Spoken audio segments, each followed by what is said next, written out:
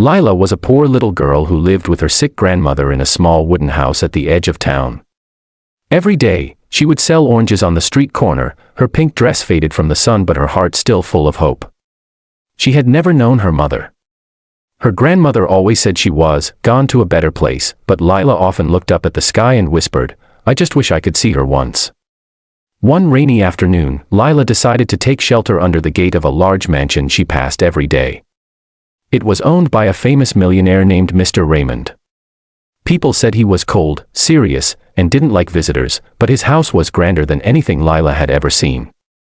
As she stood there dripping wet, a guard tried to shoo her away, but Mr. Raymond himself came outside, curious about the small girl with the basket of oranges.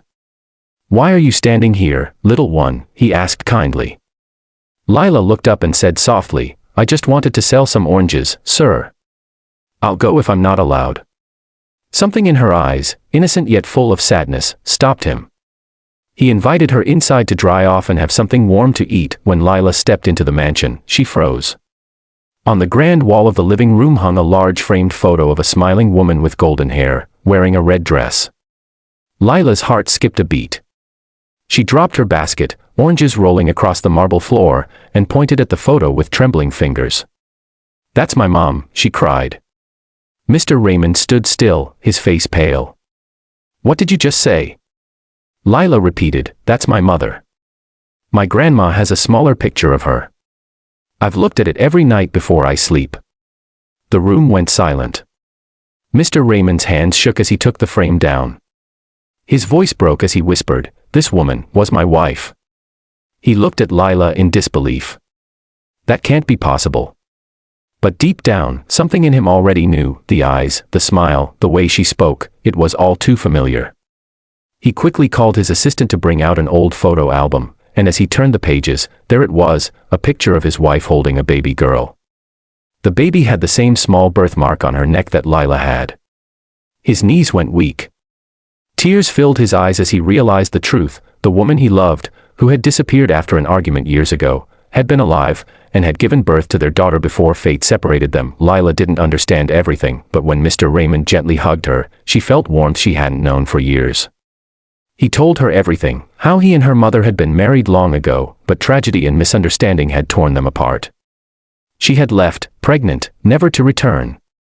Later, he had heard she'd died in an accident, never knowing she had survived long enough to raise their child for a few years before illness took her away. When Lila's grandmother confirmed the story with old letters and a wedding ring her mother had hidden, everything became clear. Mr. Raymond couldn't stop crying. "I searched for your mother for years," he said, "and now, I find my daughter selling oranges on the street." He lifted Lila in his arms and promised, "From now on, you'll never have to be cold, hungry, or alone again." Days passed, and the mansion that once felt empty was now filled with laughter. Lila's grandmother was brought to live with them, receiving the best medical care money could buy. Lila went to school for the first time, dressed neatly in a uniform instead of her torn dress. Every morning she would look at her mother's portrait and smile, whispering, "Mom, I found Dad." Mr. Raymond changed too. The once proud businessman became humble, donating to orphanages and helping poor children in memory of his late wife. He told reporters, "Money means nothing if you forget love and family." One evening, while Lila played the piano her mother once loved, Mr. Raymond watched her with tears in his eyes, grateful that life had given him a second chance. The pain of the past turned into the peace of a family reborn through truth, kindness, and destiny, and as the story of the poor girl and the millionaire spread across the city, people couldn't believe how fate had worked its quiet magic, connecting two lost hearts through a single photograph. Lila often visited her old neighborhood, sharing food and hope with children like her. When asked how her life changed, she would smile and say, "One rainy day, I knocked on the wrong door, but it was the right one all along."